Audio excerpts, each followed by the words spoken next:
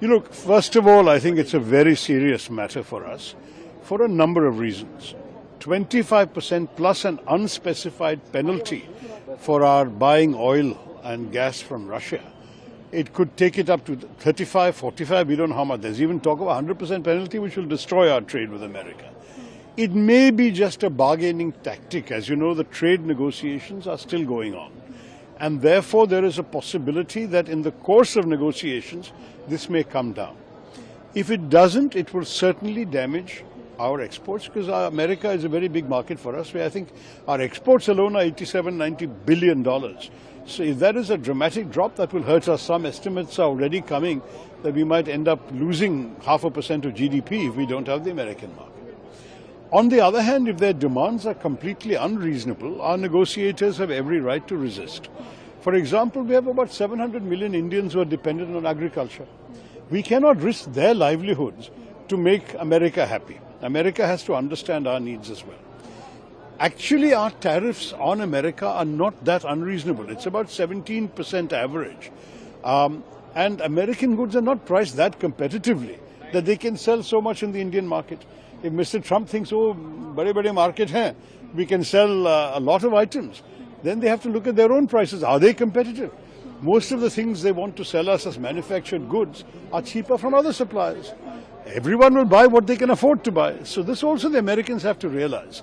I do believe the American stand has not been totally reasonable.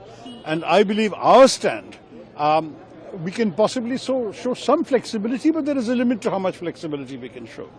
Everything depends on the ongoing negotiations. I wish our negotiators good luck and good courage, because we can't afford to buckle under. We have to keep our national interests as number one in our minds. Also, we talk about Trump's recent tweet, fresh tweet in the morning, where he said that the Russia and India economy is so weak, targeting India. How do you see that? Now, look, I mean, the honest truth is that the Russian economy is half the size of our economy. So you can't rely on, and Russia has become increasingly dependent on China as well. So we have to bear all this in mind. Look, it's a very complex scenario. We can't just talk in 5 minutes about it.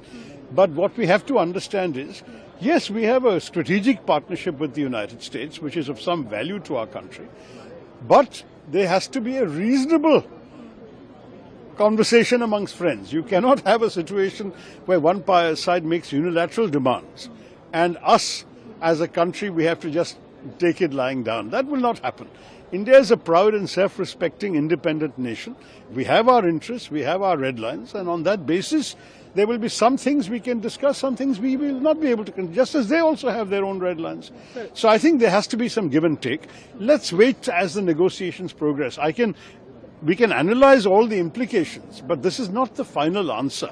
There has got to be some more negotiating to be done. Sir, Pakistan trade deal with Pakistan, sir, trade deal with Pakistan, how do you see that? I think that they may have some illusions about finding oil in Pakistan. I wish them luck. You remember that, we were all one country at one time. I have not seen any reports that there was a great deal of oil to be found in what is today Pakistan.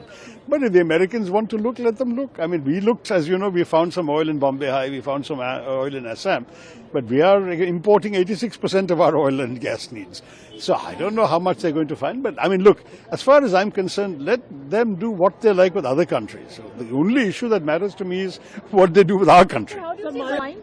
On the question of tariffs. Yes, sir. No, look, I mean, it is a challenging negotiation. We are negotiating with many countries. The US is not the only negotiation.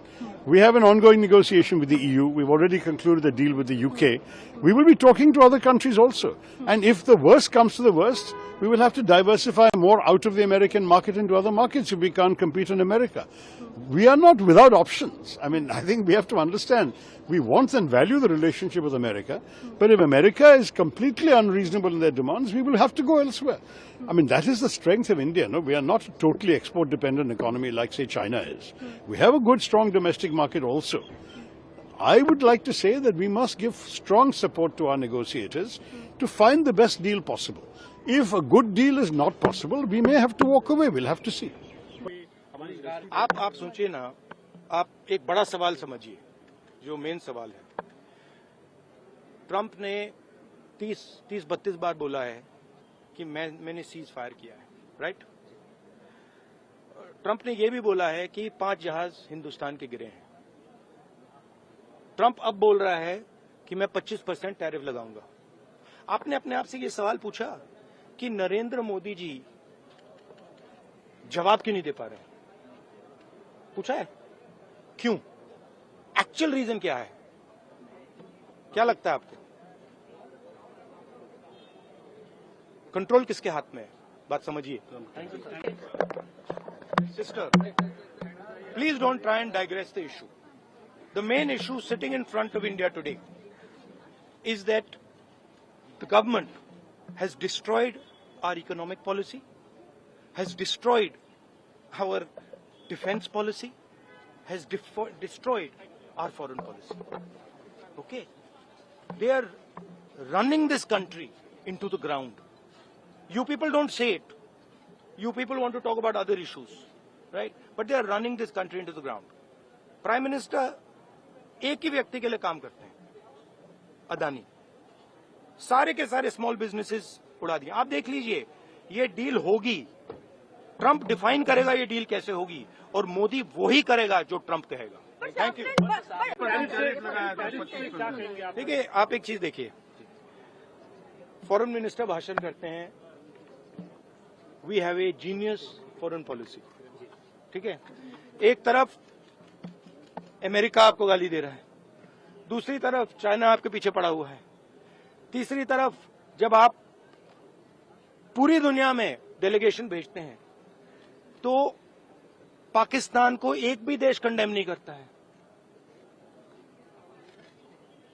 कैसे चलाने देश को? ये लोग चलाना ही नहीं आता है। टोटल कंफ्यूजन है। ट्रंप का एक बार भी नाम नहीं लिया उन्होंने। ट्रंप का नहीं लिया, चाइना का नाम नहीं लिया, ये नहीं बोला कि किसी भी देश ने पाकिस्तान को कंडेम नहीं किया।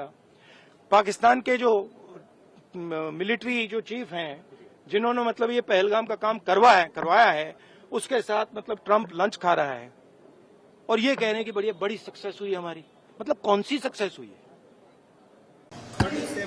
वेल, एवरीबडी हैज सीन कि अमेरिका के राष्ट्रपति जी ने क्या कहा है। टैरिफ के बारे में बोला है और जंग के बारे में फिर से बोला है कि मेरे कहने से भारत और पाकिस्तान दोनों ने जंग रोकी। तो दोनों चीजों का जवाब सरकार को देना पड़ेगा। मोदी जी हर जगह जाते हैं, पूरी दुनिया में घूमते हैं, दोस्ती करते हैं लोगों के साथ और फिर हमें ये मिलता है। पिछले 2 दिन से अमेरिका सरकार के राष्ट्रपति ट्रंप से जो बयान आ रहे हैं वो बहुत ही दुर्भाग्यपूर्ण है। मुझे लगता है कि प्रधानमंत्री मोदी जी को तुरंत ही अपने विदेश मंत्री जयशंकर जी को और नेशनल सिक्योरिटी एडवाइजर डोवल जी को बदल देना चाहिए, क्योंकि दोनों की ही सलाह पर प्रधानमंत्री मोदी जी देश के विदेश नीति को बनाते हैं। और आज नतीजा आपने देख लिया, 25% का टैरिफ तो है ही दुर्भाग्यपूर्ण, लेकिन उससे भी ज्यादा जो बातें राष्ट्रपति ट्रंप और पाकिस्तान सरकार के बीच में हो रही है, उन बातों का रुख बहुत ही चिंताजनक और दुर्भाग्यजनक है। राष्ट्रपति ट्रंप कह रहे हैं कि वो पाकिस्तान के साथ समझौता करेंगे ताकि भविष्य में एक ऐसी नौबत आए कि पाकिस्तान का तेल भारत खरीदेगा। ये भारत और अमेरिका के रिश्ते में एक नई गिरावट हम देख रहे हैं और भारत और अमेरिका के रिश्तों पर एक बहुत ही चिंताजनक स्थिति पे हम पहुंच चुके हैं। और इसीलिए मुझे लगता है कि विदेश मंत्री और नेशनल सिक्योरिटी एडवाइजर को बदल देना चाहिए।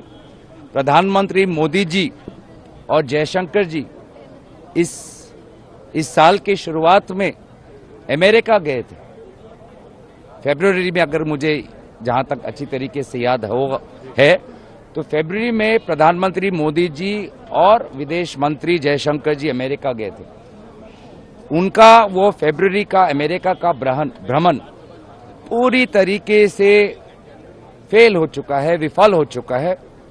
वो आज के हालात में हम देख रहे हैं, जहां पर 25% का टैरिफ पाकिस्तान और अमेरिका के बीच में बढ़ती हुई करीबी, अमेरिका का निवेश पाकिस्तान में, आसिफ मुनीर का विशेष दर्जा राष्ट्रपति ट्रंप के द्वारा, तो बहुत ही अफसोस की बात यह है कि अब विदेश नीति जो हमारी देश की ताकत थी, आज प्रधानमंत्री मोदी जी, जयशंकर जी और डोभाल जी की बातों को सुनकर बहुत ही कमजोर स्थिति में लेके आ चुके हैं। ये वही उदाहरण है, ये वही प्रक्रिया है जो ऑपरेशन सिंदूर के समय चला, जब एक भी देश ने पाकिस्तान का खंडन नहीं किया। खंडन आक्रमण, पहलगाम पे हुए आक्रमण का तो किया, लेकिन पाकिस्तान का खंडन हम किसी भी देश से औपचारिक रूप से निकाल नहीं पाए। बार बार हम विदेश मंत्रालय, विदेश मंत्री और विदेश नीति की विफलताओं का उदाहरण हम देख रहे हैं।